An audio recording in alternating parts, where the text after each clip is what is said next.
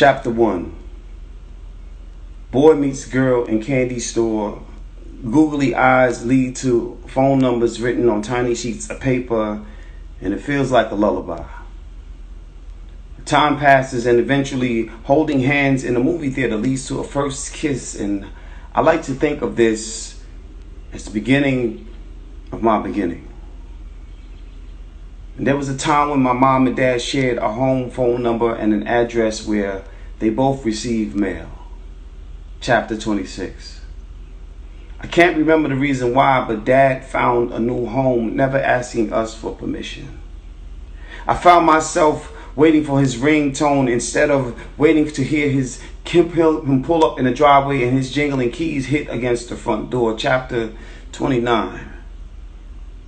My friends teach me things I thought I would learn from my dad, like how to shave and how to check fluids in my car, how to turn on the faucet while using the restroom so my mom doesn't hear me taking a piss. I thought I would learn this from him, but instead, he taught me how to run and how to see the finish line and forget everything I passed along the way. Where were you when I needed you? When my friends' mothers turned corner store runs into orgies with us teenagers, and I thought it was the best thing. Chapters 2 through 7. I found safety in those Brooklyn streets. And even though we had to dodge renegade cops and bullets, I still found comfort there.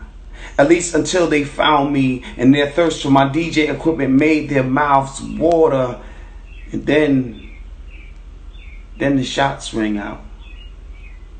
And while the blood ran from my wounds, all I could think of was, who's going to protect my family if I die? I mean, I'm nearly half dead, and all I could think of was, Jah, you can't die now because they still need you. Chapter 10. The randomness of country life begins.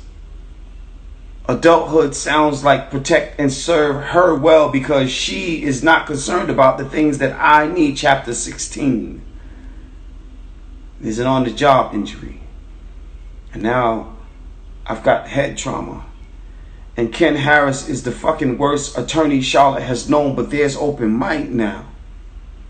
And I can tell my story from the other end of this mic, but I'm still afraid and I'm just not ready yet. And let us help these other folks first. Chapter 0. It's a new day. And no one shows up for practice. Half don't even have time to practice. I'm ready to quarterback and be the coach, but my life is spitting. Granny's boys just got ready. This world just ain't ready. We about to spark some shit now. This means we are on to new things now. Big screens, city lights, West Coast, 3 more books. Coronavirus comes in, lockdown finds us behind closed doors. Shows canceled. Depression calling my first dame. Southern Fried canceled. Open mic begins on IG. Festivals canceled. Bitch better have my money. Can't do workshops. Can't have parties. Still can't trust this goddamn government. Cousin just died. The minister has left us. 2 friends fighting this corona is a bitch. Niggas fighting over toilet paper and hand sanitizer. The world has gone crazy. Military about to lock shit down. And here we are. A bunch of chapters traveling in disarray. Nothing makes sense these days in my life. Well, it's about the same as it always has been. The opposite of a train wreck, and somehow I'm still loving this shit.